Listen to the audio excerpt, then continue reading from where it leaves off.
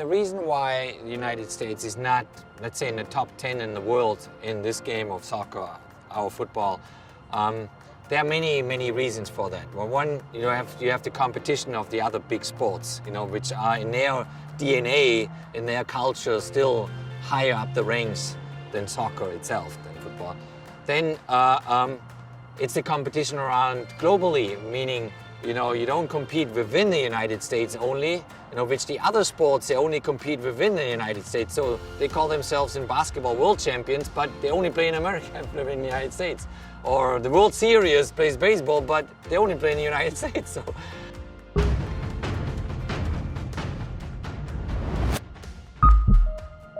Our football or soccer is basically global. So you have to measure yourself with South America, the top countries, Argentina, Brazil, Chile, Colombia, and so forth. And you have to measure yourself with Europe, where the biggest leagues are in the world. And that's a very different kind of a challenge for every player and every coach here in the United States. So they haven't figured out yet the way to consistently compete with the entire world. So it's a challenge not only for the United States, it's a challenge for Mexico too, for Costa Rica too, for the countries that are in this region called Concacaf. So it's very difficult for them, unless they get more competition with South America and with Europe constantly, for them to grow, very difficult.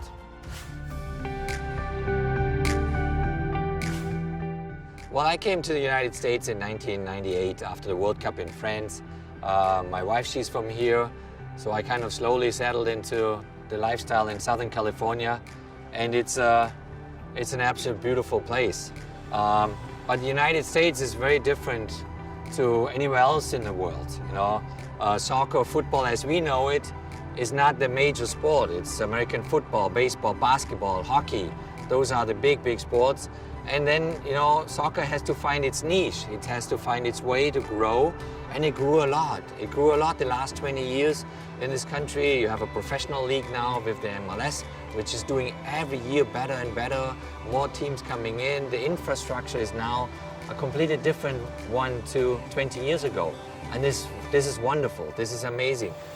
It still has a long way to go because it's not one of the top 3 or 4 sports yet.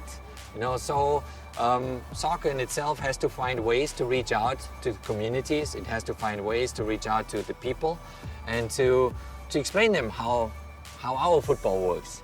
And this is a big challenge for everyone involved in the game here in this country. I loved that experience because I loved the fact that, Americans are all over the world, so they have their kids all over the world. So you have a big influence from Mexico and from Central America with dual citizenship kids, but you also have a lot of European-based dual citizenship kids. We had an Icelandic American, we had a Norwegian American, a German American, and so on, to mix then all these players together and these different backgrounds together is, for a coach, it's a wonderful thing to do because it's fascinating. At the end of the day, it's always down to their qualities that they have as a player. So the quality comes always first, but then, seeing what matches what, who matches who, that's the fun part for a coach to deal with. Well, I think, football has no other sport in the world really showcases the culture and the mentality of the place where you play. So when you play in Italy, it's a different culture, it's a different style, different life. The same when I played then in England or in France, or obviously I grew up in Germany. So you learn from every place where you kind of move to and where you travel to. You learn about the people in that place through football. So that's basically the language is the game. And I was then able to live my life in these places, get to know the people, get to know the languages, and that's actually the most beautiful part of my career looking back. And so I was really fortunate to travel the world because of football. I think it's logical that when you have a favorite team, you choose a team that you connected with as well. So in England, there's only Tottenham. In France, there's AS Monaco that I played. In Italy, it's only Inter Milan. So I'm an Interista 1000%.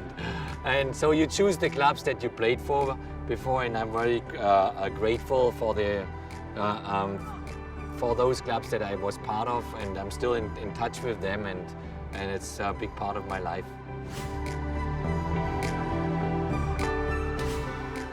I think every fan, as long as he has not played for one of those clubs, is always driven between Barcelona and Real Madrid, you know. I'm a big admirer of Atletico Madrid because Simeone did an amazing job there. But I think, you know, you're like more like a fan. You want to see, okay, can they always keep the highest of the highest level? You know, how long will they continue this path? You know, it's just fascinating, so I don't have a preference. No football fan wants Messi ever to stop. No football fan wants Ronaldo ever to stop, you know, because they really kind of mark the last 15 years of global football with their personalities, with their qualities, with their excitement, their skills.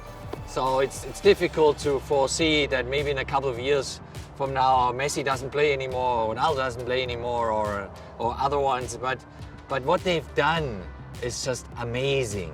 You know, how they played throughout all those years, how consistent, on what level, how professional they were treating their lives as players. It's just remarkable, and it's a great example for our young kids nowadays. When you try to explain them something, then you say, look at Messi, how he deals with that, or look at Cristiano Ronaldo, how he dealt with it, and other players that obviously were showcasing La Liga worldwide. Every stage, the stage of today is very difficult for players. It's very complex. It's not easy for the players to come, to get seen, to get scouted, to get, you know, maybe a chance to play as a professional.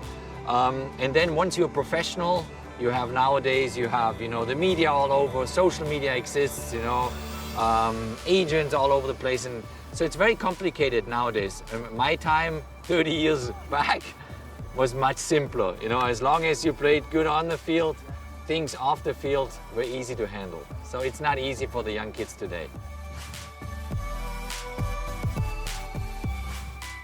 For every player, the most important part is how you grow up.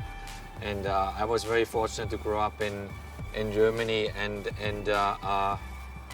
yeah, to connect all those memories, you do it really with people, you know, throughout your life. Then I got to play in different countries and play different competitions, World Cups, European Championships and stuff like that. So that's all nice when you win trophies, but what really remains with you in soccer is the relationships with people that you have. And I still have relationships to the people that I grew up with. So more than 40 years ago, coaches that I had when I was a young youth player, and then obviously the coaches and the people that you meet then as a professional player. So I think the beauty of football, of soccer, is really, it's about people. It's about what you make out of yourself and how driven you are. And all over the world you bump into people that love this sport.